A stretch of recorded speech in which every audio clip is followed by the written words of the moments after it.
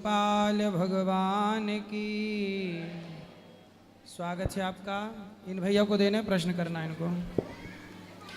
स्वागत है आपका मंगलमयी प्रश्नोत्तरी में। जिनका प्रश्न है वो बैठे बैठे ही अपने हाथ उठाएंगे, बाकी फिर शांति से बैठे। जी राधे राधे महाराज जी। जी महाराज जी, जब हम किसी संत या महात्मा को सुनते हैं तो वो दो शब्दों का प्रयोग करते हैं, संचित कर्म और प्रारब्ध। इन दोनों में कोई अंतर होता है या दोनों एक ही होते हैं? तीन होते हैं, तीसरा आपने सुना नहीं होगा, थोड़ा आगे आ जाइए। कर्म तीन प्रकार के होते हैं, संचित, क्रियमाण और प्रारब्ध। जैसे आपने आज 100 रुपये कमाए, तो 100 रुपये जब कमाए तो कमाने के लिए काम किया होगा, तो जो काम कर रहे थे वही है क्रियमाण। क्रिया की तो फल मिला, जो फल मिला वो 100 रुपये जो आपके मेहनत के थे या 500, वही हो गया संचित। कर्म किया, क्रियमाण कर्म से जो फल मिला 100 रुपये 500, वो क्या हो गया? संचित कर्म। वो संचित इकट्ठा हो गया। फिर वही 100 रुपये से जब आप मिठाई खरीदोगे या शराब खरीदोगे या दूध खरीदोगे, वही है प्रारब्ध। कि जो आपने कर्म किया था वो कर्म इकट्ठा हो जाता है, अच्छा या बुरा। फिर उसी कर्म का जब फल आपको मिलने लग जाता है, अच्छे या बुरे के रूप में, उसी को कहते हैं भाग्य या प्रारब्ध। ठीक है, तो हम जैसा करते हैं, अच्छा करते हैं तो हमारा संचित कर्म अच्छा होता है, फिर हमारा भाग्य अच्छा होता है, क्योंकि अच्छा किया था अच्छा पाएंगे। बुरा किया है तो बुरा ही इकट्ठा होगा, तो बुरा पाएंगे। तो वही लोग कहते हैं हमारे भाग्य में ये है, हमारे प्रारब्ध में ये है। भाई आपने जैसा, बच्चा जैसा लिखेगा उसी आधार पे तो नंबर पाएगा। आप जितना अच्छा कर्म करोगे, जितना अच्छा पढ़ोगे लिखोगे, उतने अच्छे नंबर। तो नंबर भाग्य से कैसे होते हैं? लोग कहते हैं मेरे भाग्य में तो इतने नंबर है। नहीं, तुम्हारे कर्म जितने बढ़िया रहे उतने बढ़िया नंबर आए। तो भाग्य उतना बढ़िया होता है जितना बढ़िया व्यक्ति कर्म करता है। कर्म अच्छा तो भाग्य अच्छा, कर्म बुरा तो भाग्य बुरा। भीष्म पितामह के भाग्य में बाणों की सैया आई, क्योंकि उन्होंने किसी सांप को कांटों के ढेर में फेंका था। दशरथ जी के मरते समय तड़प तड़प के मरना पड़ा, क्योंकि उन्होंने श्रवण कुमार के पिता को, जब श्रवण को मारा तो श्रवण के माँ बाप तड़प तड़प के मर गए। तो आपके भाग्य में मरने के टाइम तड़पना पड़ा। क्यों? कष्ट आया, क्योंकि आपने दिया था, जो बोया था वो आपने पाया। धन्यवाद महाराज जी। और किसका प्रश्न है?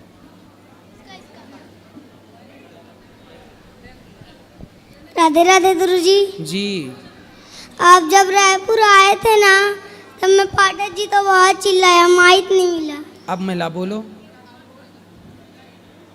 क्या सवाल है आपका? क्या जैसे भगवान तो तू तरते तू बोलते हैं, है? भगवान तो तू तरते तू बोलते हैं। तू हाँ, इसलिए बोलते हैं कि जैसे माँ बोलती है ना बेटे को, तू कहाँ था बेटा, तू कहाँ है, तो माँ अधिकार से बोलती है बेटे को।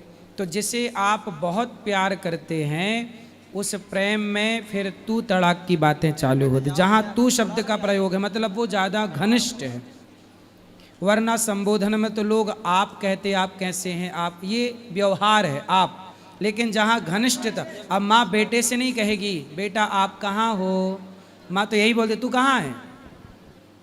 तो जहाँ बहुत प्रेम है वहाँ ऐसे शब्दों का प्रयोग होता है। राधे राधे गुरुजी। जी, ये मैया को बात करनी है, वो मैया को। राधे राधे गुरुजी। जी चरणों में कोटि कोटि प्रणाम। जी, खुश रहिए।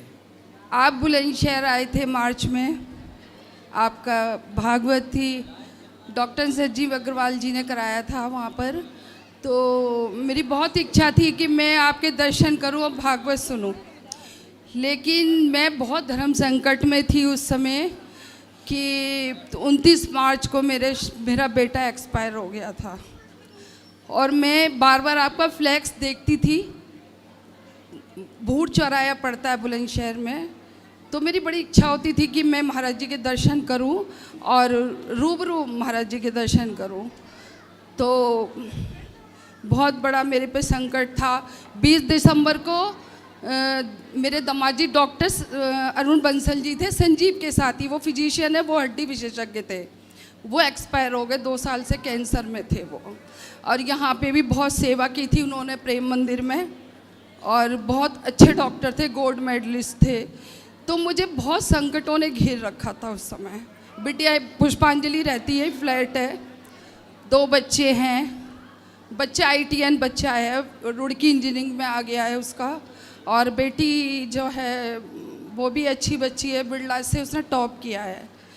तो बच्चों का मन भगवान से थोड़ा सा वो हो गया है कि पापा ऐसे क्यों चले गए। तो मैंने बहुत समझाती हूँ, तो आशीर्वाद दीजिए गुरुजी कि वो बच्चे भगवान से जुड़े, उनका मन ना हटे भगवान से। और आए हैं वो बच्चे? जी आए हैं? नहीं आए तो नहीं है, घर पर ही हैं। आए होते तो समझा देते उनको। चलो कथा सुनवाना, उनको समझ में आएगा, ले आना, कभी समझाएंगे। ठीक है महाराज जी। और छोटा सा बच्चा है, बच्चे का आशीर्वाद दीजिए कि वो अच्छा बने, दानी बने आगे। खुश रहिए, खुश रहिए। और मैं डेरा सच्चा सौदा से जुड़ी हुई हूँ, 30 साल हो गए मुझे। मैं पक्की समिति में रूम देने की सेवा मेरी दरबार में रहती है। बहुत मतलब अच्छा बुरा सब चीज़ का मेरे को पता है। मेरे महाराज जी डेरा सच्चा सौदा वाले हैं, जो गुरु राम रहीम जी जो हैं, और मैं बहुत, हम लोग 26 साल सेवा की है दरबार में, आज भी करते हैं, आज भी जाते हैं। लेकिन मुझे बहुत खुशी हुई है कि मैं 4 दिन से आपकी भागवत सुन रही हूँ। और मैं मतलब 2 डेथ होने से ना मैं टूट गई थी बिल्कुल घर में। लेकिन ये मेरी छोटी बहन है, ये मेरे को निकाल के लाई थी कि आप निकलो। तो भगवान महाराज जी नाम में तो बहुत शक्ति है कि वो ही उठा के लाते हैं। बस कृपा रहे कि भगवान से और आप जैसे संतों से प्रेम बना रहे, हमारी उम्र भी आपको लग जाए। राधे राधे गुरु जी। खुश रहिए, खुश रहिए। राधे राधे गुरु जी। जी गुरु जी, मेरा प्रश्न है कि मैं मधुबनी जिला से बिलोंग करती हूँ, जिसमें कि अपनी माँ बाप से ही गुरु मंत्र होता है, ठीक है। तो अब जो हम ये माला या चंदन लगाते, तो मुझे सब पूछते हैं कि आप कौन सी गुरु से दीक्षा लिए हैं, तो इस बीच में क्या करना चाहिए। और बहुत सारा हमारे जिला के ही ये सवाल है कि माँ बाप से ही हम मंत्र लेते हैं, इसके बाद मतलब तिलक चंदन उसमें होता नहीं है। तो तिलक चंदन होता है, तिलक चंदन लगाना चाहिए, उनको बोलना हम श्री संप्रदाय से हैं। तो इसीलिए सवाल सब करता रहता है कि आप कौन सी गुरु से मंत्र लिए, आप कौन सी तो गुरु। आप बता दिया करो ना। तो अब क्या हम मंत्र दोबारा ले सकते हैं? नहीं ले सकते हैं। तो आपने पहले किन से लिया था? माँ से ले रखी हूँ। हैं? माँ से होती है हमारी, माँ से। माँ, हाँ, माता पिता से। हाँ। ठीक है, माता पिता तो ऑलरेडी सबके गुरु हैं ही। हमारे जिला में ही माँ से ही मंत्र चलता है, वो लगा के पंडित से दिखवा के ही दिया जाता है, उसी को जाप करते हैं। लेकिन ये उस पूरे जिले की ही बात है कि माँ बाप या पित्ती अच्छा चाचा है। ऐसे ही मंत्र। माँ बाप से गुरु मंत्र ले बेटा, हाँ। और माँ बाप के बताए रास्तों पर चले थे, हाँ। तो और अच्छी बात है। हाँ, यही होती है। तो ये सही है। तो माँ ने मंत्र दिया, वो मंत्र भगवान का है। हाँ, उसमें से पंडित जी ताक कर निकाल के भगवान का ही मंत्र देते हैं कि ये आपके नाम के ये मंत्र हुआ है, तो यही जाप करना है। हाँ, तो जाप करो। तो उसी को जाप करते हैं। लेकिन बीच में ये आ गए कि वृंदावन आते हैं तो हमारे पास कंठी और तिलक होते हैं, सब कहता है किसी गुरु से दीक्षा लिया, तिलक किस गुरु लगाओ, तिलक लगा सकते, किसी गुरु से अपने आप को जोड़ लो। हाँ, ये जोड़ तो लिए हैं, आपसे ही जोड़ लिए हैं। अब क्या करें, मंत्र तो श्रीमन नारायण का जाप करो, माथे पे तिलक लगाया करो। अच्छा, यही है। राधे राधे गुरु। राधे राधे। महाराज जी के चरणों में कोटि कोटि प्रणाम जी। मैं राजस्थान के एक छोटे से गांव गोगासर से बिलोंग करता हूं, और जब भी यहाँ आता हूं तो यहाँ पर कांच मंदिर के पास में मयूर निकुंज है, वहाँ रुकता हूं। तो वहाँ देखता हूं तो 2 व्रत नंदी हैं, उनको चला नहीं जाता, उनको पार वहीं घूमते हुए देखता हूँ। मेरे अर्ज है सर आपसे कि उनकी कोई व्यवस्था करवा दी जाए। तो भिजवा दीजिएगा हमारे गौशाला में। नहीं सर, यहीं है, यहीं देखा है मैंने उनको। कहाँ? यहाँ कांच मंदिर के पास में। ठीक है, हम दिखवाते हैं। जी। दूसरा सर कि जब भी मैंने बचपन से ये देखा है कि कोई भी कष्ट आता है मेरे, तो मैं ठाकुर जी को याद करके सो जाता हूँ। जब भी मैं उठता हूँ तो मेरे कष्ट दूर हो जाते हैं। सही है, भगवान कृपा करते हैं और आप पर। साक्षात दर्शन भी किए सर मैंने। सही है। जी। आपको करना है।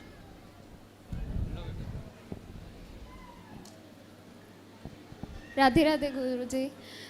मेरा ये क्वेश्चन है कि जैसे अपने रामायण में सीता माता है, वो जनक राजा उनके पिताजी हैं, तो वो अपने पिताजी के चरण स्पर्श करते हैं जब भी कुछ भी त्यौहार हो या कुछ भी हो।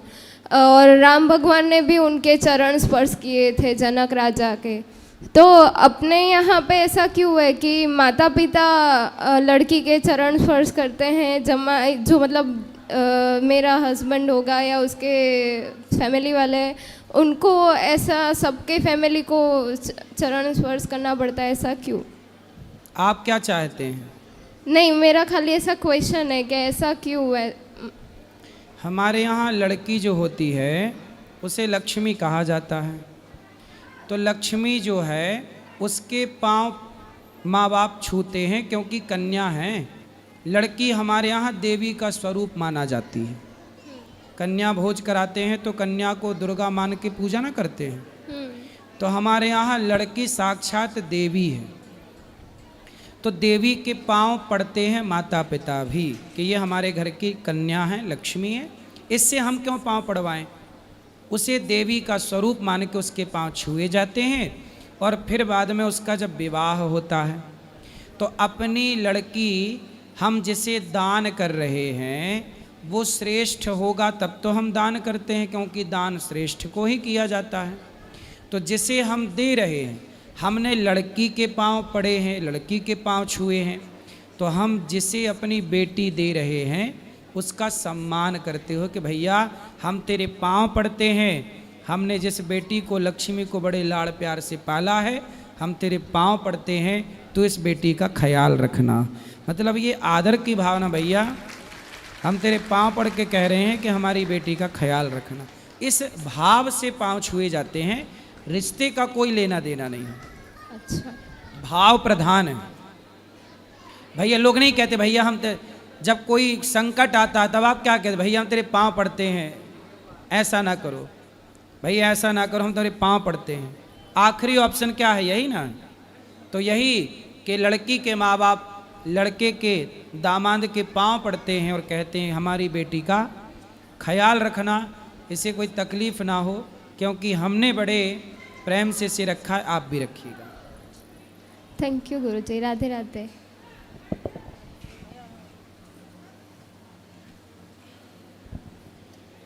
गुरुजी राधे राधे। गुरुजी राधे राधे। जी गुरुजी, तुलसी की माला जो है सब लोग पहन सकते हैं, जो दीक्षा लिए वही पहन सकते हैं? सब पहन सकते हैं जी। और गुरुजी एक प्रश्न और था कि ये वृंदावन में जो पानी है वो खारा, इसकी क्या महिमा है? खारा है, कहते हैं जब भगवान गए तो गोपियाँ भगवान की याद में रोईं, आंसू खारे होते हैं। जी। तो आंसू इतने बहे कि उन आंसुओं का प्रभाव आज भी है, आज भी वृंदावन का पानी खारा है। यही बात भाव से कही जाती है। जी। गुरुजी राधे राधे। जी राधे राधे गुरुजी। जी। गुरुजी मेरा प्रश्न ये है कि माइक पास में लो। गुरुजी मेरा प्रश्न ये है कि यह पाप कर्मों का अनजाने में जो पाप कर्म होते हैं उनका भी फल हमको भोगना पड़ता है। जैसे कि आपने बताया राजा दशरथ ने श्रवण कुमार को बाण मारा, वो तो अनजाने में मारा था, उन्होंने शब्द वेदी बाण चलाया, तो नहीं, अनजाने में क्यों मारा? उन्हें लगा कि हिरन पानी पी रहा है। हिरन को का भी शिकार। क्यों मारना है? जी, हिरन को भी क्यों मारना है? जैसे महाराज जी पहले बताते राजा महाराजा हिरन का शिकार पे निकलते थे पहले। देखो जो उद्दंड, अब हिरन उस समय पानी पी रहा है, पी रहा, चलो उद्दंड है, कोई गलत काम करते हुए दिखे तो मारो, पर उस समय तो वो पानी पी रहा था, पी रहा था कि नहीं? जी। तो किसी को पानी कहते, दुश्मन भी पानी पी रहा हो, कहने कुत्ते को भी खाते में नहीं मारते, कुत्ता भी खा रहा हो तो खाते समय उसे नहीं मारते। तो पानी पी रहा है हिरन, आप क्यों मार रहे हैं उसे? तो ये तो गलत था ना। जी, पहले राजा मेरा शिकार पे निकल, शिकार खेलते थे, वो उनका धर्म था। जी जी। पर उसका भी एक नियम था। जी। खाते समय पत्नी के साथ मतलब मृग मृगी यदि रमण कर रहे हों, पांडु ने क्या गलती की? यही गलती की। जी कुंती के पति पांडु जी ने क्या किया कि एक मृग का शिकार कर लिया, लेकिन उस समय वो मृग और मृगी एक दूसरे के साथ वो रमण कर रहे थे, संबंध बना रहे थे। जी वो कोई उसी समय मृगी को मार दिया तो मृग श्राप दे दिया कि जैसे मैं अपनी पत्नी के साथ रमण कर रहा था, पांडु जिस समय तू अपनी पत्नी को काम भाव से स्पर्श करेगा तू मर जाएगा। तो माद्री के साथ उन्होंने जैसे ही टच किया तो वो मृत्यु होगी पांडु की। तो भाई राजाओं को अधिकार है मारने का, पर हर हाल में नहीं, उसकी भी एक सिचुएशन है, उसका भी एक संविधान है कि तब मारें जब वो मतलब आताताई हो, उद्दंडता कर रहा हो। कुछ जानवर क्या होते हैं और जानवरों को मारते रहते हैं। जब आप किसी को सताएं, उस सताते समय मारो कि आप किसी को सता रहे हैं तब मारो, वो धर्म है।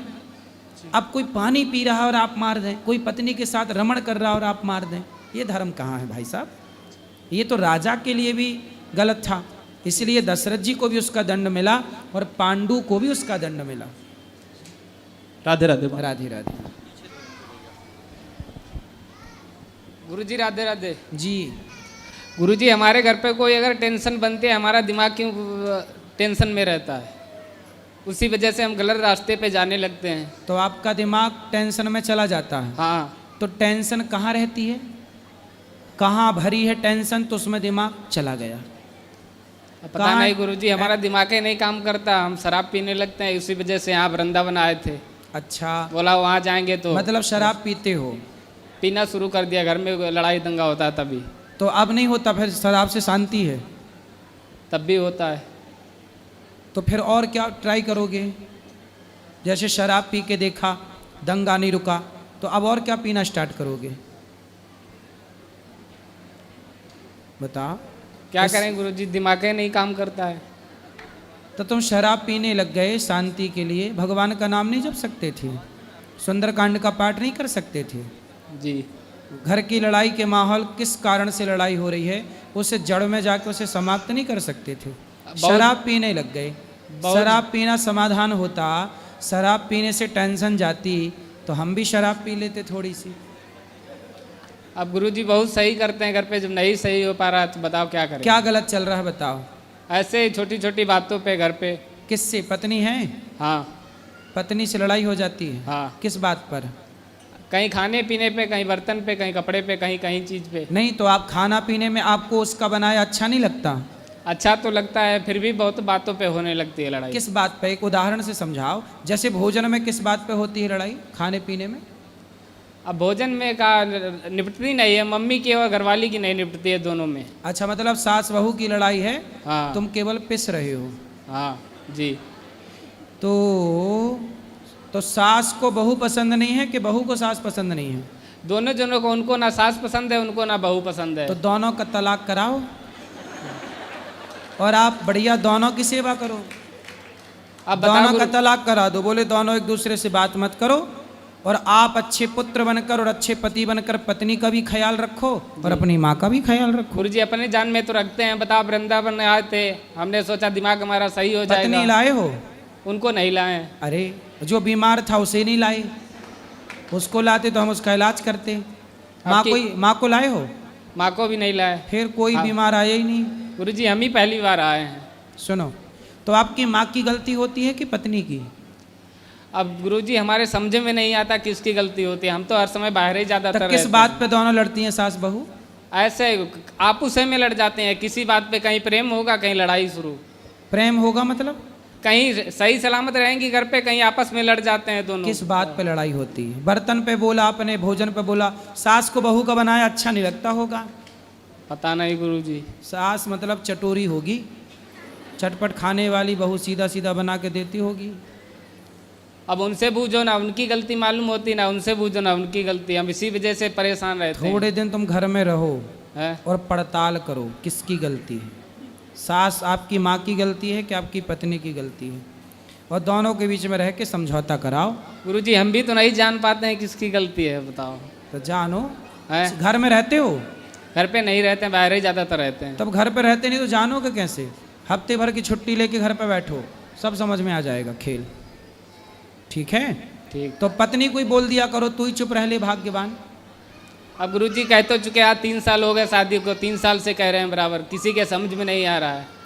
यहाँ आए थे वृंदावन, हमने सोचा यहाँ आ जाएंगे तो हमारा टेंशन में तो दिमाग नहीं होगा। यहाँ भी फोन आ चुका सुबह 2 बार। किसका? घर पे घर वाली से, पत्नी से? हाँ पत्नी का आया, मम्मी का आया, वहाँ भी लड़ाई चल रही। तो पत्नी क्या बोली फोन पे? ऐसे आपस में हो जाती है, कहीं दूध के बारे में, कहीं खाने पीने के बारे में, ये नहीं दिया वो नहीं दिया, इसी बारे में लड़ाई होती है। कौन बोला ऐसा? मम्मी ने बोला था, वो घरवाली ने बोला था दूध फेना फेना दे दिया। अच्छा, मतलब आपकी माँ हर चीज ताले पे रखती होगी, फिर बहू को कुछ देती ना होगी। जब निपटती नहीं है तो ताले पे रखती हैं। मतलब आपकी माँ सब चीज, नमक भी ताले पे, जीरा भी ताले पे, तो बहू लड़ेगी? मैं तो नमक खा जाऊंगी क्या तेरा? गुरुजी 1 महीने से अलग हो गई हैं, उसी वजह से ज़्यादा लड़ती हैं, उसी वजह से जब ज़्यादा साथ लड़ाई में रही होती तब लड़ती थी, अब अलग है तो लड़ती। तो सास तुम्हारी माँ चाहती क्या है? है। तो बताओ गुरुजी किसकी गलती है फिर? अब दोनों की गलती होगी, 50-50। कुछ माँ की गलती, कुछ पत्नी की गलती, दोनों ही समझ जाएं तो घर स्वर्ग बन जाए। तो भाई तो कह रहे हैं गुरुजी सुधर जाओ तो हम भी परंतु सही आप हो जाएं। शराब ना पीना दोस्त। शराब पियोगे तो आप और तीसरा रोग आप पैदा कर लोगे घर पे। अभी तो जी। सास बहू ठीक निपट जाएगी। कितने साल की है माँ आपकी? माँ होंगी कम से कम 35-40 साल की। 35 साल की। 40 साल की माँ है? 35 साल की। 35 साल की। 35 साल की। 35 साल की? जी। और तुम कितने साल के हो? हम आए ऐसे 22 साल के। 22 साल के हो? तुम 22 साल के हो? हाँ। और पत्नी कितने साल की है? पत्नी भी है ऐसे 22-23 साल की। और माँ 35 साल की है। जी। गजब नहीं कर दिया तुम्हारी माँ ने, हैं? 35 साल की ना होगी छोरा, 45 साल की होगी। जी। 45-50 साल की होंगी तुम्हारी माँ। माँ के बाल पक गए कि नहीं? नहीं। अभी नहीं पके? नहीं। तुम सही 22 साल के हो? हाँ। तुम्हारी शादी 3 साल पहले हुई? जी। तो इतने जल्दी काहे कर लिया? अब कर दी पापा ने। पापा कितने साल के हैं? पापा भी होंगे ऐसे 35-40 साल के। पापा भी 40 साल के हैं, वो ज़्यादा थोड़ी है ना। मतलब ज़्यादा बड़े उम्र नहीं है अभी? नहीं। अरे तो फिर 35 साल की माँ है और 22 साल की पत्नी है। जी। तो समझाओ कि भैया सास तो अभी बहुत रहेगी, तो मिलजुल के रहो। अब समझाते तो गुरुजी बहुत हैं अपनी जान में। हाँ। तुम्हारा जन्म कब हुआ था, किस सन में? इतना नहीं गुरुजी मालूम। मालूम नहीं है? हैप्पी बर्थडे टू यू कब आता है तुम्हारा? मेरा नहीं मनाया जाता है। क्यों? नहीं। क्यों नहीं मनाया जाता आपका? पता कि याद नहीं है? अब पता नहीं। और जब याद ही नहीं है तो मनाया क्या जाएगा? मनाया तब जाए जब याद हो। तुम सब भूल गए।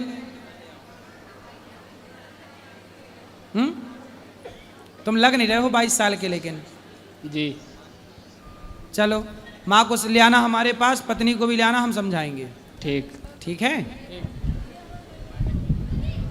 गुरु जी के श्री चरणों में दासी उषा का प्रणाम स्वीकार। खुश रहिए। गुरु जी, मैं पिछले बार आई थी, लक्ष्मी नारायण का जो स्थापना हुआ था, तो हम दोनों आदमी आए थे, तो गौरी भगवान के देखे थे, पैर में पायल बहुत सुंदर लग रहा था, तो मेरा भी इच्छा हुआ कि मैं भी भगवान जी के लिए लेके जाऊं। तो फिर मैं कन्हैया जी के लिए लेने जा रही थी, तो मन में हुआ कि राधा रानी के लिए भी ले लूं। फिर राधा रानी बोले कि मेरे लिए तो लाई नहीं, तो दोनों के लिए पायल लेके आई हूँ चांदी का। ठीक है। और आपके लिए अंग वस्त्र लेके आई हूँ। बच्चे घर पे हैं, हम दोनों आदमी आए हैं आपके दर्शन के लिए। पिछले साल एनिवर्सरी था तो नहीं, पिछले महीना था, नहीं आ पाए, तो अभी आ गए। इसलिए आशीर्वाद दीजिए हमको, और बच्चा सब घर पर है, उसको आशीर्वाद दीजिए। सबको आशीर्वाद। खुश रहिए। और गुरुजी, मतलब हम आपसे कुछ रिक्वेस्ट करना चाहते हैं। क्या है? जैसे कि हम लोग कभी काल आते हैं, प्रश्नोत्तरी नहीं होता है, तो आपसे अच्छे से कुछ, जो आप गुरु हैं हमारे, 2.5-3 साल से मैं आपसे गुरु मंत्र तो पहले ले कर तो रहे हैं आपसे। आज कर रही हूँ ना, पहली बार मैं कर रही हूँ 3 साल में। एक बार मेरी बेटिया की थी बहुत पहले, तब मैं गुरु मंत्र ली थी आपसे, 3 साल हो गया। तो नहीं मिल पाते हैं। तो एक बार मतलब आप करते ना, हम लोग के लिए भी थोड़ा कहीं पर, जैसे यहाँ लाइव चलता है, कुछ होता पर्सनल बात जो नहीं पूछ सकते हैं, लोग देखते हैं सोशल मीडिया पर बहुत मजाक उड़ाते रहते हैं। तो मेरा ये इच्छा है जो आप कहीं पर हम लोग के लिए गोपनीय कहीं ऊपर बैठते हैं ना तो सबसे अलग से भी मिलते हैं। अभी मिल के ही आए, जाके फिर मिलेंगे, दिन भर हम मिलते ही तो वहाँ हैं। मिलते जाओ, निकलते जाओ, रुकने नहीं देते हैं ना। तो आप कोई बात हो तो पूछ लेना, जिसको कोई बोलना होता है उसको समय दे देते हैं तुरंत वहीं पर। कितना बार बोलती हूँ तो बोलते हैं बाद में, फिर उतरी में पूछ अभी लेना, आप पूछ बोल लेना। लेना ऊपर अभी तो कहीं 10 मिनट आप हम लोग के लिए इतना चाहते हैं कि आपके चरणों में 10 मिनट बैठे, आपका आशीर्वाद हम लोग का मिले। बैठो, अभी देखो बैठे तो हो। हाँ, तो ऐसे आप ही बैठो, चाहते अभी हैं। ऊपर बात कर लेना। सबको यदि 10-10 मिनट अलग से समय देंगे, नहीं नहीं, अलग से नहीं, सब जनों एक साथ ही। इसलिए तो आपको सबको एक साथ यही- समय देते हैं। चलिए, आपका आशीर्वाद ऐसी हम पर बनी रहे। मैं जरूर मैं आपको समय आपके पास दूंगा, आकर आप देना ऊपर आ चाहती जाना, हूँ। अभी बात कर लेंगे मैं आपसे। आपके पास आकर देना चाहती हूँ। हाँ दे दो, आजा गुरुदेव के चरणों में से दंडवत प्रणाम जी। ये दास साफी से दीक्षा ले रखा है। छोटा सा मेरा एक व्यवसाय है आरओ फिल्टर का। अच्छा, जो भी कुछ आज मेरे पास है जीवन में आपकी कृपा से मिला है हमें। चूँकि मैं भी पहले जो है ना बहुत ज़्यादा सब कुछ खाते पीते थे, लेकिन कोरोना काल से दोनों एक दूसरे के जो है ना हम एक वो किए कि निश्चित के देखो दीक्षा लिए 3 साल हो गया हमें दीक्षा लिए हुए। जी। और सब कुछ अच्छा है। और यहाँ का सेवा देखता हूँ गुरुदेव तो इस मुंह से कह नहीं सकते हम अपने, गदगद हो जाता है। और एकादशी जो हमारा होता है, हर सेवा से जुड़े हुए हैं यहाँ जो भी होता है, और एकादशी भी करते हैं तो जो भी कुछ होता है उनका प्रातः द्वादशी के दिन वहीं से जो है ना हम ऑनलाइन कर लेते हैं अपना। सुंदर। और बाकी यहाँ जो है ना भागवत का कथा भी हमने करवाए थे, पोथी पाठ बैठवाए थे। जी। और बाकी जो भी सेवा होता है यहाँ से हम लगे जुड़े हुए रहते खुश रहिए, हैं। खुश और हमें गर्व होती कि हम ऐसे गुरुदेव की शिष्य हैं। सुखी हमें आशीर्वाद रहिए। दीजिए। आजा जय श्री कृष्ण, राधे राधे। जी। जी, मैं आपकी बहुत बड़ी भक्त हूँ। हम महाराष्ट्र से आए हैं, अकोला से। जी बताओ बेटा, बोलो। मैं, मेरे पिताजी, माताजी और मेरे भाई, हम चारों आपके अभी दर्शन ऊपर के लिए मिलेंगे आए आपको। हुए हैं जी। महाराष्ट्र से। मेरे पापा आपके बहुत बड़े भक्त हैं, वो आपकी हमेशा कथा सुनते हैं, वो पुरुषोत्तम जी मालानी। मेरे 2 प्रश्न थे।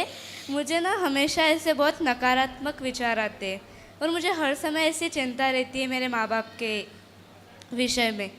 ऐसा क्यों होता है? चिंता ना करिए, चिंतन करिए, भगवान पे भरोसा रखिए बस। जब भगवान पे भरोसा होता है तो चिंताएं समाप्त हो जाती हैं। जहाँ चिंताएं बढ़ती हैं वो चिंताएं ये दर्शाती हैं कि आपका भरोसा भगवान पर कम है। इसलिए पूरा भरोसा सौंप दो। अब सौंप दिया इस जीवन का सब, भगवान जो करेंगे बेहतर करेंगे। और मेरा दूसरा प्रश्न यह था कि मैं हमेशा सबके लिए अच्छा विचार करती हूँ, लेकिन कोई मेरे लिए नहीं करता। क्या अच्छा करती हो आप सबके लिए? मीन्स मैं कभी ऐसे धोखा नहीं देती। मैं ऐसे सोचती हूँ कि नहीं, किसी का भी अच्छा होना चाहिए। मेरा रैंक नहीं आया तो चलेगा, उसका आना चाहिए, उसके साथ अच्छा होना चाहिए।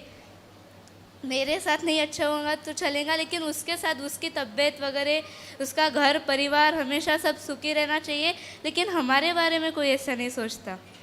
तो आपके बारे में कोई नहीं सोचता, आपके बारे में भगवान सोचेंगे। जब आप किसी के बारे में सोचने लगते हैं ना तो ईश्वर आपके बारे में सोचते हैं। आप ये मत कहो कि हमारे बारे में कोई नहीं सोचता। जो सबके बारे में सोचता है उसके बारे में भगवान सोचते हैं। तुम सबके बारे में करो, सबकी सेवा करो, सबके बारे में भला सोचो। ईश्वर बैठे हैं, वो आपके साथ अन्याय कभी नहीं करेंगे। जी धन्यवाद। मैं आपके आशीर्वाद ले सकती हूँ? खुश रहिए। गुरुजी राधे राधे। जी। गुरुजी देखिए, मेरा तो कोई प्रश्न नहीं है, पर मेरे भैया का एक प्रश्न है, वो आपसे पूछना चाहते हैं। गुरुजी राधे राधे। जी। मेरा नाम अनिरुद्ध है, मैं हरियाणा से आया हूँ। जी। मेरा प्रश्न है कि मन और आत्मा का मिलन कब होता है?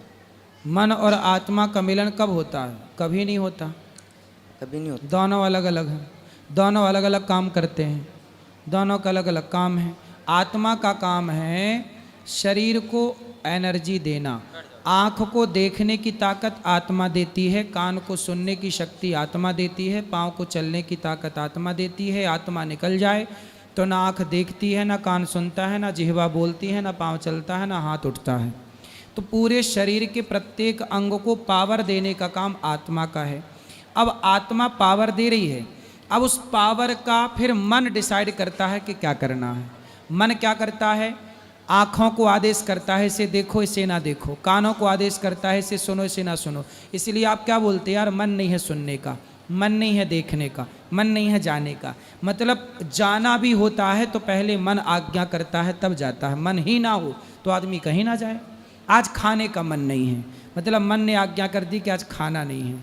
मन कहता है यार आज देखने का मन नहीं है, आज सोने का मन नहीं है, चलने का मन नहीं है। तो पूरा इंद्रियों का राजा है मन। आत्मा एनर्जी दे रही है, अब मन आज्ञा दे रहा है कि आँख को क्या देखना चाहिए, कान को क्या करना चाहिए, क्या सुनना चाहिए। लेकिन मन के ऊपर भी होता है विवेक, बुद्धि के ऊपर विवेक। वो बुद्धि डिसाइड करती है। जो विवेकशील होते हैं वो अपने मन के अधीन ना होकर मन को अपना गुलाम बना लेते हैं, और मन को गुलाम बना के फिर अपने हिसाब से वो भगवान को देखते हैं, अच्छे काम करते हैं। अब देखो बुरा करने में तो सबका मन जाता है, लेकिन कुछ लोग बुराई से रोक पाते हैं स्वयं को, कुछ लोग नहीं रोक पाते। तो जिनका मन कंट्रोल है वो लोग बुराई से बच जाते हैं, जिनका मन अनकंट्रोल है वो मन के साथ चले जाते हैं और गलत काम कर लेते हैं। गुरुजी, जो मरने के बाद लोगों की क्रियाएं होती है, त्रयोदशा, एकादशा और वार्षिक श्राद्ध, उसके बाद क्या मुक्ति मिल जाती है? वो तो देखो ठीक है जो होता है, मुक्ति तो व्यक्ति के कर्मों से होती है। यदि आपके कर्म बहुत अच्छे हैं तो आपकी मुक्ति हो जाएगी, आपके कर्म अच्छे नहीं हैं तो फिर मुक्ति नहीं होगी। गुरुजी, और एक प्रश्न और था कि जैसे कहते हैं पीपल पात सरिस मन डोला, तो इस मन को कैसे एकाग्र किया जाए? सत्संग से, अभ्यासेन तो कौन्तेय वैराग्येण च गृह्यते। मन को कंट्रोल अभ्यास से किया जा सकता है। धीरे धीरे कथाएं सुनो। जैसे मंदारी बंदर से क्या करता है? बंदर से काम करा लेता है मंदारी। इतना चंचल प्राणी बंदर, लेकिन मंदारी उसे भी अपने वश में कर लेता है, प्रैक्टिस करा करा के। यदि प्रैक्टिस के बल पर बंदर को वश में किया जा सकता है तो मन को भी वश में किया जा सकता है। जी गुरुजी। गुरुजी, एक बार इसका जन्मदिन था, इससे जन्मदिन की बधाई दे दो आप अपने मुख से। कब है जन्मदिन? आज ही है। हाँ, आज लाला के भी जन्मदिन। क्या नाम है आपका? बात करा छोटू से। मेरा नाम आदित्य है। आदित्य, हाँ जी। बहुत बहुत शुभकामनाएं आदित्य जी आपको, आपके जन्मदिन की। धन्यवाद। भगवान सुखी रखें, स्वस्थ रखें, खूब नाम कमाना, माँ बाप का नाम रोशन करना, समाज का, देश का। खूब बढ़िया गुरुजी, काम सिर्फ करो। मेरा ही जन्मदिन नहीं है, ये लाला का भी जन्मदिन है। अच्छा, उनको भी हैप्पी बर्थडे टू यू।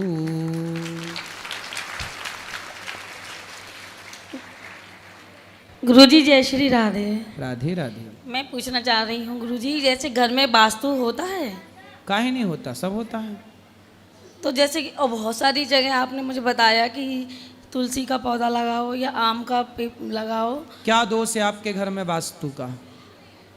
जैसे बताया किसी ने कि पानी की टंकी गलत जगह पर रखी है, क्या नाम है, रसोई गलत जगह पर है, मंदिर गलत जगह पर है। किस दिशा में रसोई है आपके यहाँ? रसोई अग्निकोण में। तो रसोई अग्निकोण में सही है? नहीं, ईशान में, वही गलती है। ईशान में है। और मंदिर कहाँ है? अग्निकोण। अग्निकोण में। तो थोड़ा अलट पलट लो ना। नहीं, वो नहीं होगा। नहीं हो सकता? बहुत सारी चीजें हैं। नहीं हो सकता तो फिर उसकी एक विधि भी होती है, उसका एक छोटा सा तोड़ भी आता है, तो वो कर लेना। वो कोई वास्तु का विशेषज्ञ होगा, वो बता देगा। घर में आम लगा लो छोटा सा गमले में, आम रखने से भी दोष वास्तु के समाप्त हो जाते हैं। लेकिन जब भी घर बनाओ, सबको बता रहे हैं इनके द्वारा, जब भी घर बनाओ तो एक छोटा सा, आप कुछ ना करो, मोबाइल पर गूगल में आप पूछ लो कि वॉशरूम किस दिशा में होनी चाहिए, तो गूगल ही बताता रहेगा सब चीज़ें।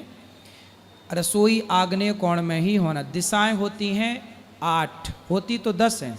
आकाश पाताल को भी दिशा है, पर वास्तु 8 दिशा पे चलता है। ठीक है? तो 4 पूर्व, पश्चिम, उत्तर, दक्षिण, और इनके जो कोने हैं वो भी एक आग्नेय कोण है, जैसे ईशान है, वायव्य है, नैऋत्य है। ये 4 और 8 दिशाएं।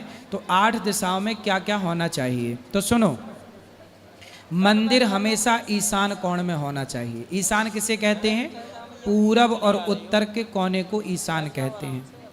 रसोई हमेशा आग्नेय कोण में होना चाहिए। आग्नेय कोण किसे कहते हैं? दक्षिण और पूरब के कोने को आग्नेय कोण कहते हैं। ठीक है? बाकी आग्नेय कोण में और ईशान कोण में कोशिश करो कि वॉशरूम ना हो। वॉशरूम हमेशा पश्चिम की दीवार पे चली जाए, पश्चिम दिशा। घर का प्लॉट का जो पश्चिमी हिस्सा है, पश्चिम है और दक्षिणी हिस्सा है, इन हिस्सों में विशेषतर पश्चिम में वॉशरूम वगैरह हो तो बहुत अच्छा है। घर का पूरब, उत्तर, ये हिस्सा जितना साफ सुथरा होगा, जितना बढ़िया होगा, उतना घर में सुख शांति रहेगी। अब ईशान कोण में कोई वॉशरूम बना ले तो उसके जीवन में सारी जिंदगी परेशानियां वही रहेंगी। तो है गुरुजी, हमारे पूरब में बाथरूम है। तो फिर उसे कहीं और शिफ्ट नहीं किया जा कुछ सकता? नहीं होगा, वही तो पूरा घर ही उल्टे दिशा में बनाया। तो किसने बनवाया है? हमारी सास ने। अरे सास बनवा के चली गई है, अभी है सास, लो। अब देखो, इसलिए घर वर बनाओ, गूगल से किसी से पूछने की ज़रूरत नहीं है। कोई वास्तु विशेषज्ञ मिल जाए तो बढ़िया है, वरना आप इतनी छोटी छोटी बातें हैं, बहुत बड़ा खेल नहीं है। सीढ़ियाँ किस दिशा में होनी चाहिए, वॉशरूम कहाँ हो, ये छोटा। पति पत्नी किस दिशा में सोएं, मतलब घर का मालिक कहाँ सोए, इसका भी वास्तु है। यदि सही जगह पर आप सोते हैं तो घर की तरक्की होगी, गलत जगह पर सोते हैं तो नुकसान होगा। कहाँ सोना चाहिए? तो दक्षिण और पश्चिम की तरफ, दक्षिण की तरफ ही पति पत्नी, मतलब घर का मुखिया दक्षिण की तरफ सोए। दक्षिण मतलब दक्षिण दिशा की तरफ सिर तो हो, पर घर का जो पूरा प्लॉट एरिया है उसमें जो दक्षिण और पश्चिम का हिस्सा है, कोना, उस कोने की तरफ भाग जाए पति पत्नी मालिक, वो उत्तम है। ये सब वास्तु मोबाइल पे सब मिल जाता है, आजकल फ्री में सब मिल रहा है। नहीं वैसे गुरुजी होता है ना वास्तु? काहे नहीं होता, इनका भी दोष होता है ना? होता है दोस्त, तो वो अपना देखो, प्रभाव तो सबके अपने होते ही हैं, आप मानो ना मानो। तो अब इसको कैसे हटाएं फिर? अब है तो सही, अब हट तो सकते नहीं है कोई भी चीज़ है। किसी बढ़िया वास्तु को ना, वास्तु विशेषज्ञ को अपने, वास्तु मेरी बहन की लड़की है, खुद एस्ट्रोलॉजर है। तो फिर वो उपाय बताएगी ना बहन। उसने बताया था कि इधर उधर कर दो मौसी आप इसको। नहीं, उधर उधर तो कर दो, ये तो उपाय, लेकिन देखो ईशान में यदि लैट्रिन बाथरूम है तो फिर उसका कोई इलाज भी नहीं, उसे अलग ही करना चाहिए। समझदारी यही है। ईशान में नहीं, पूरब में है। पूरब में है तो वो उसका तोड़ बताएगी वास्तु बहन जो है। अच्छा, वैसे होता है, तोड़ होगा, सबका होता है। ठीक है, जय श्री राधे जी। गुरुजी के चरणों में मेरी कोटि कोटि प्रणाम जी। गुरुजी, मैं मुंबई से आया हूँ अपने वाइफ के साथ में। वाइफ के साथ कि पत्नी के साथ? पत्नी के साथ। आज मेरी शादी की सालगिरह भी है। अच्छा। और बहुत खुद को खुशनसीब समझता हूँ कि आपसे आज बात करने का मौका मिला है। हम लोग पूरा दिन अपने घर पे आपका यूट्यूब पे सारे सब सुनते रहते, आपकी कथा सुनते, बहुत अच्छा लगता है दिल से। मेरे पापा भी आपसे मतलब बहुत जुड़े हुए हैं। बस मुझे एक ही सवाल था गुरुजी, मैं अपने माँ बाप के लिए तो मतलब मेरी मम्मी तो चल बसे, पर पिताजी के लिए जितना हो सकता है उतना करता हूँ। बट थोड़ा सा टीनेज में मेरे से ऐसा एक गलती हो गया था कि बहुत आर्ग्यूमेंट एक दिन बढ़ गया, तो पापा से मतलब कुछ एक थोड़ा सा मेरे से गलत हो गया था, मतलब हाथ जैसा उठ गया था पापा के ऊपर। तो मुझे बहुत ज़्यादा वो चीज़ का आज भी गिल्टी फील होता है अंदर से कि मैंने क्या कर दिया। बट आज मैं जितना हो सकता है उतना मैं कोशिश करता हूँ पापा को खुश रखने का। तो पापा आपसे खुश हैं? हाँ। पिताजी की सेवा करो। हाँ। और चलो, करना नहीं चाहिए सब, लेकिन आपने स्वीकार किया कि गलती है तो आपको पिताजी माफ़ कर देंगे, तो आपको माफ़ी है। हाँ, मैं यात्रा भी कराया उनको यहाँ पर ला तो पिताजी ने आपको क्षमा कर दिया? हाँ, मैं काफ़ी बार माफ़ी मांगा उनसे। तो क्या बोले वो? बस एक्चुअली ये होता था कि वो पापा को एक पहले से कुछ हैबिट था कि कुछ मिला तो बाहर से लेके आ जाते थे कहीं से भी बच्चों के लिए। हम लोग जैसे बहुत गरीबी में बड़े हुए थे, तो आज मैं जॉब करता हूँ, अच्छे जगह अच्छे पोस्ट पे हूँ, पर पापा वो हैबिट कंटिन्यू किए थे। तो एक दिन कुछ गुड़िया जैसा कुछ लेके आए थे, तो मैंने बोला कि ये सब चीज़ घर में मत लेके आओ। तो पापा एकदम से गुस्सा हो गए, उनका चेहरा पूरा बदल गया था। तो मेरे से गलती से एक बार हाथ उठ गया उनसे वो चीज़ के लिए। मतलब ये 4-5 अब उन्होंने आपको क्षमा कर दिया? हाँ, बस ठीक है। बस एक बार गुरुजी मेरे पिताजी का आप नाम लेके उनको बस प्रणाम कर। क्या नाम है उनका? जितेंद्र कोटेचा। जितेंद्र कोटेचा। कोटेचा। हाँ, जितेंद्र कोटेचा जी को राधे राधे। जी सर, खुश रहिए।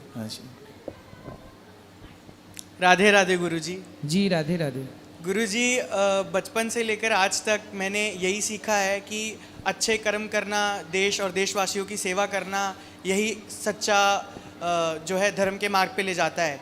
बट मेरा प्रश्न ये है कि बचपन से ही मैंने देखा है कि मेरे परिवार में सभी लोग माता पिता किसी न किसी गुरु से गुरु दीक्षा लेते हैं, और मुझे भी कई बार बोलते हैं कि आप गुरु दीक्षा लो। मेरे लिए तो मेरी कर्म ही मेरी पूजा है। तो मैं आपसे जानना चाहूँगा कि गुरु दीक्षा का महत्व क्या है, खासकर एक युवा के ज़िंदगी में, और क्या ये मुझे तब लेना चाहिए जब मेरे अंदर से इच्छा आए, या फिर मेरे माता पिता मुझे कह रहे हैं कि तुम ले लो गुरु दीक्षा, तब लेना चाहिए?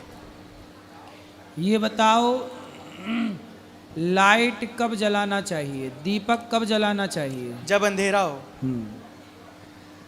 तो आपके जीवन में यदि अंधेरा है अज्ञान का, तो फिर लाइट जलाओ, अर्थात गुरु की शरण में जाओ, क्योंकि गुरु ही एक अच्छा मार्गदर्शक है। यदि अंधेरा है तो गुरु की लाइट जला लो, अंधेरा नहीं है तो मत जलाना। कितनी उम्र हो गई आपकी? 22 वर्ष गुरुजी। 22 साल का लड़का आँख वाला होता है कि अंधा होता है? आँख वाला होता है। हाँ। दिखता है? हाँ। पर हमने तो सुना है कि जवानी अंधी होती है। मेरे लिए तो नहीं गुरुजी, मैं तो बचपन से ही पूजा पाठ के माहौल में बड़ा हुआ हूँ। मेरी आपने परवरिश सुना अच्छी कि हुई है। नहीं? आपने ये वाली बात सुनी कि जवानी कैसी होती है? अंधी होती है। सही है कि गलत है? सही बात है। तो फिर आप कैसे बच गए उससे? इसलिए जवानी अंधी है, सामने अंधेरा जवानी का आए, उसके पहले गुरु ज्ञान की टॉर्च जला लो। राधे राधे गुरुजी। बात समझ में आई? जी। इसलिए गुरु सही टाइम पर होने चाहिए जी। जवानी आए उसके पहले गुरु हो जाएं, क्योंकि गुरु पहले ही मिल जाएंगे तो जवानी भटकेगी नहीं बेटा जी। जवानी तब भटकती है, अंधा जवान तब भटक जाता है जब उसके पास कोई विवेकी गुरु या सही गाइड माँ बाप नहीं होते जी। यदि आपके संस्कार बेहतर हैं जी। तो आप कदापि नहीं भटकोगे जी। लेकिन गुरु और बेहतर है जो आपको भटकने ही नहीं देगा यदि शरण में है तो गुरु बनाना बहुत ज़रूरी है जी। मैंने गुरु बनाया तो मुझे गुरु बनाने के बाद ही ये सब ज्ञान हुआ और ये सब सेवा करने के भाव पैदा हुए, वरना मैं भी अज्ञान में जी रहा था। जी गुरुजी। राधे राधे। जी। राधे राधे गुरुजी। जी। मेरे घर में गृह प्रवेश के टाइम पे गिफ्ट में बजरंगबली बाबा की मूर्ति दी गई थी, 7-8 साल हो गए हैं, तो उसका क्या करें? कैसे ऐसे स्थापित नहीं की जाती, तो उसकी विधि बताओ कुछ। हनुमान जी? हाँ। मूर्ति पत्थर की? हाँ बड़ी है। कितनी बड़ी? इतनी बड़ी हो। किसने दी थी? रिलेशन में थे, वो घर पे आए, उन्होंने बताया भी नहीं और ऐसे गिफ्ट में दे दी। तो एक काम करो, कोई मंदिर में आप दे आओ, गिफ्ट करो मंदिर में कहीं। इतनी बड़ी मूर्ति नहीं रखते घर पे, वो रखी है घर पे। तो हनुमान जी को ले जाके मंदिर में स्थापित करा देना। तो उसकी हमें, मेरे परिवार को पूजा करनी चाहिए या नहीं? मंदिर में आप दे आओगे, पर मंदिर की अपनी वो पुजारी लोग पूजा करते हैं। अच्छा। और घर में दिया कितनी देर तक जलना चाहिए? सुना है भगवान जब तक दिया जलता है तब तक भगवान एक पैर से खड़े रहते हैं, ऐसा कुछ है? कौन ऐसा बता रहा था? सुना था। किससे? कहते हैं लोग। अरे काहे उर पटांग सुनते हो? तो कितनी देर तक मतलब जलना, कोई दिक्कत नहीं उससे? अरे दीपक जला दो, अब जितना तेल रहेगा उसमें वो जलता रहेगा, तेल नहीं रहेगा तो काहे जलेगा वो? हाँ। तेल डालो ही ना आप और कहो जलता रहे भाई साहब, तो कैसे जलेगा दीपक भाई? ठीक है। राधे राधे। महाराज श्री आपके चरणों में कोटि कोटि प्रणाम दासी का। महाराज जी, हमने कल परसों आपसे गुरु दीक्षा ली है, पर क्योंकि आपका नाम मेरे बेटे का भी है तो गलती से बार बार अपराध के कारण मेरे से आपका नाम निकल जाता है। कोई बात नहीं, इसमें क्या दिक्कत है? बहुत कोशिश करती हूँ पर ध्यान नहीं रहता, फिर वही नाम से बुला लेती हूँ। तो आप अपने बेटे का नाम बोलो अनिरुद्ध। अब गुरुजी का नाम भी अनिरुद्ध है, बेटे का नाम भी अनिरुद्ध है, तो इसमें क्या दिक्कत है? महाराज जी कोई अपराध नहीं है। कोई अपराध नहीं, बुलाना ही पड़ेगा बेटे को। कोटि कोटि प्रणाम गुरुजी। और महाराज जी, हमारा घर जैसे छोटा है तो हमने ठाकुर जी रखा है, तो ऐसे हम अलमारी में रख के खड़े होकर सेवा करते हैं तो अपराध लगता है? कोई बात नहीं, छोटा घर बड़ा घर से मतलब नहीं है, भगवान के प्रति भाव होगा तो भगवान आपको बड़ा घर भी देंगे।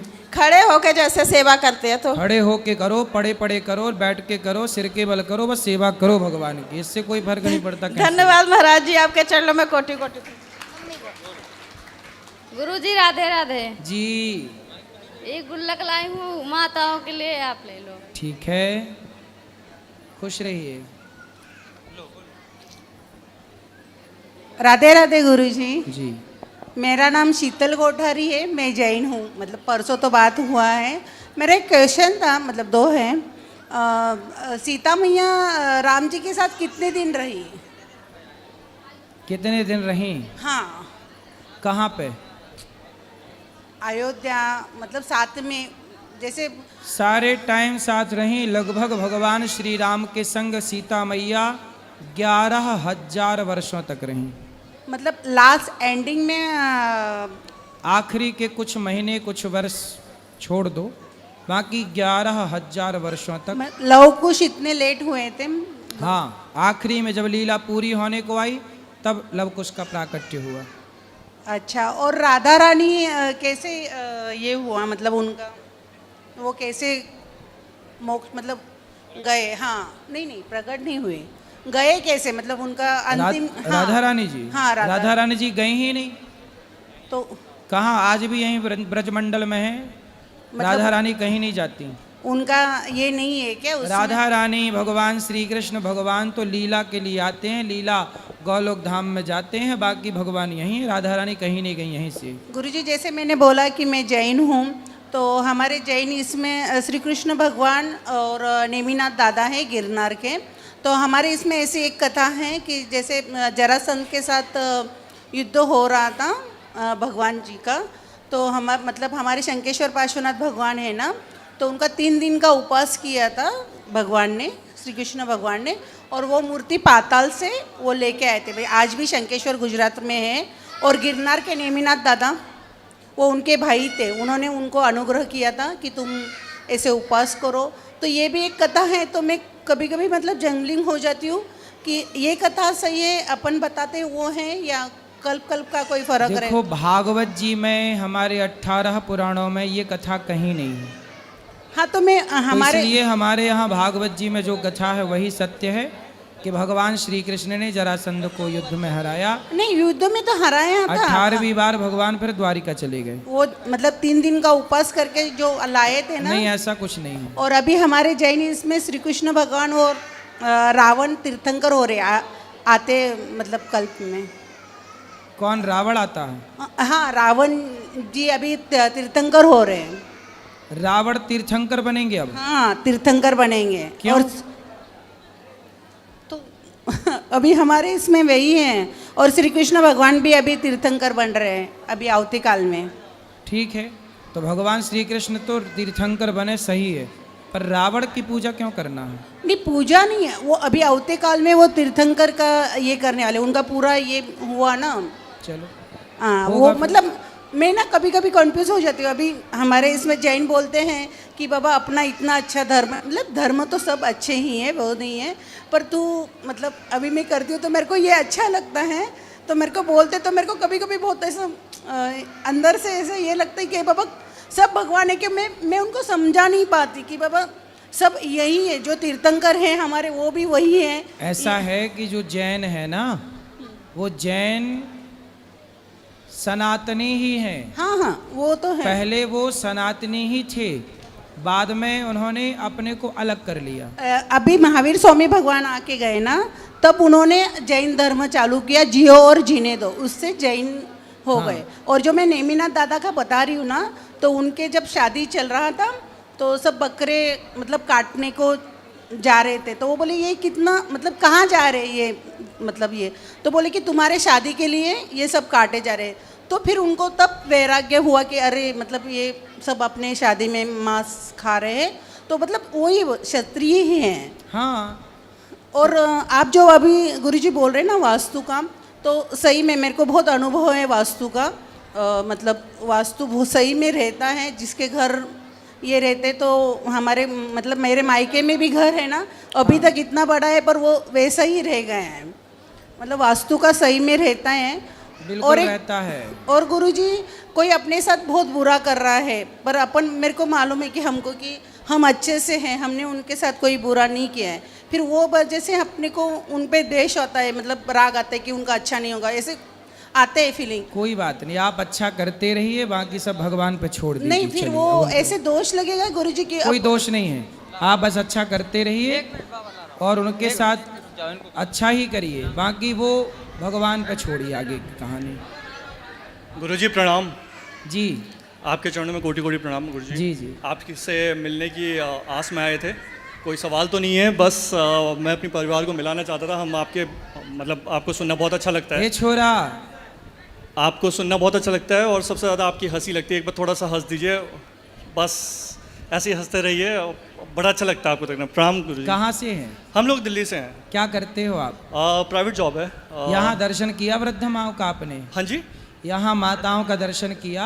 हम लोग आज ही आए थे, थोड़ा इधर उधर देखे हैं, थोड़ा बारिश की वजह से। माताओं का दर्शन करिए, यहाँ माताएं रहती हैं जी, प्रसादी पाइए, और मेरे लिए कोई सेवा हो तो बताइए। नहीं, बस आपको सुनते रहेंगे हमेशा। एक बार बस हम आपका साक्षात दर्शन करने के लिए आए थे और बस हम धन्य हो गए आज आपको देखते हुए। खुश रहिए, खुश रहिए। धन्यवाद।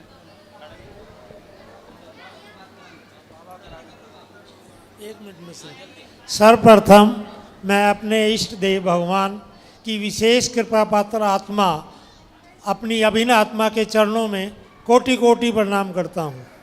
मेरा प्रश्न ये है कि कर्ज से मुक्ति कैसे मिलती है? मैंने कर्ज किसी को दे दिया या उससे ले लिया, वो मर गया या मैं मर गया, तो क्या उस कर्ज के चुकाने के लिए हमें पुनः जन्म लेना पड़ेगा? सबसे पहली बात तो है कि हम किसी से कर्जा ना लें, यदि लिया है तो हम उसका कर्जा लौटाएं। यदि कर्जा हम नहीं लौटा पाए तो अगले जन्म में हमें उसका कुत्ता बन के ही सही आके कर्जा तो चुकाना पड़ता है। परंतु जैसे अब कोई मर गया तो आप उसके बच्चों को चुका दें, उसके बेटों को बताएं, उसके परिवार में कि भैया मैंने तुम्हारे बाप से 100 रुपये लिए थे, ये 100 रुपये तुम वापस ले लो। अब वो लेने के लिए मना कर दें तो? नहीं, कैसे मना करेंगे भाई साहब? आप जैसे बाप का कर्जा बेटा चुकाता है, ऐसे बाप मर गया देकर तो ईमानदार जब वापस करेगा तो उसके बेटे को ही करेगा। वो कहते हैं जी हम नहीं लेंगे। मैंने कहा कि भी मैं दान कर दूं, कहाँ दान कर दो, तो मैं दान कर दूं। हाँ, तो आप उनसे आज्ञा लेके दान कर दो। वो कह दें कि हाँ आप दान कर दो तो आप दान कर सकते हैं, तो आप मुक्त हैं। जैसे आपके कोई 5,000 रुपये खा गया, नहीं चुकाया, तो फिर ऐसी हाल में ये करना चाहिए कि आपको उसे कर्जे से मुक्त कर देना चाहिए। यदि आप मुक्त कर देंगे जी तो आप भी मुक्त और वो भी मुक्त, वरना आपका कर्जा चुकाने वो आएगा, आपको फिर से आना पड़ेगा कर्जा वापस लेने के लिए। वो चुकाने आएगा, आप लेने आओगे, तो दोनों ही बंधन है। इसलिए मरने के पहले सबको अपने कर्जे से, लेन देन से, हे प्रभु, हे ईश्वर, मैं सबको अपने कर्जे से मुक्त करता हूँ। मेरा कोई 1,000 10,000 कोई लिया हो तो मैं उसे अपने ऋण से मुक्त करता हूँ, और मैं यदि किसी का लिया हूँ तो मैं जीते जी चुकाऊँ, और मैं बिल्कुल कर्जा मुक्त रहूँ, और शांति से भगवान के चरणों में जब आत्मसमर्पण करके मरेंगे, जब अपने आप को प्रभु के हवाले करके मरेंगे, तो फिर सारे कर्जा से मुक्त ही मरेंगे आप। राधे राधे राधे गुरुजी। जी, जय श्री कृष्ण। जय श्री कृष्ण। मेरा प्रश्न ये है कि मेरी पत्नी जो पूजा घर में पूजा करती है, तो जैसे वो उन्होंने कोई श्लोक का पाठ किया या सुंदरकांड का पाठ किया, तो किसी किसी शब्द का उच्चारण गलत हो जाता है। कोई दिक्कत नहीं। तो मुझे डर लगता है कि भगवान कहीं नाराज अरे न हो राम जाए। राम राम, भगवान हमारे पूतना जहर पिलाने आई, उस पर नाराज नहीं हो, उसकी सदगति कर दी। हमारे भगवान इतने दयालु हैं। भाई, बच्चा रोटी को तोती कहता है। क्या कहता है? तोती। तो इससे माँ बाप नाराज थोड़ी होते हैं, खुश होते हैं। जैसे बच्चे के रोटी को तोती कहने से माँ बाप खुश होते हैं, ऐसे भक्त सच्चे भाव से कुछ गलत बात भी बोल रहा है, श्लोक पूजा पाठ में कुछ गलत। अब बेदुरानी छिलका खवा रही थी, जी जी, बेदुरानी छिलका खवा रही, पर भगवान नाराज थोड़ी हुए, खुशी। भगवान तो अपने भक्त के हर भाव से खुश हैं, उसके ज्ञान विज्ञान से अलग विषय है, ज्ञान तो सब अलग अलग हिसाब। और गुरुजी, दूसरा प्रश्न ये है कि कभी कभी मेरी पत्नी जो पूजा करती है तो कर रही है बहुत अच्छा, और पूजा करते करते वो रोने लग जाती है। तो मेरे मन में डर लगा रहता है कि मेरी घर में जो बहू है कहीं वो इनको डांटे ना कि वो पूजा कर रही है या नाटक कर रही है। तो मुझे घबराहट होती है। कृपया मार्गदर्शन करें कि पूजा करते करते उनको रुलाई क्यों आ तो जाती रोज है? रोती हैं कि कभी कभी? नहीं, कभी कभी कभी कभी।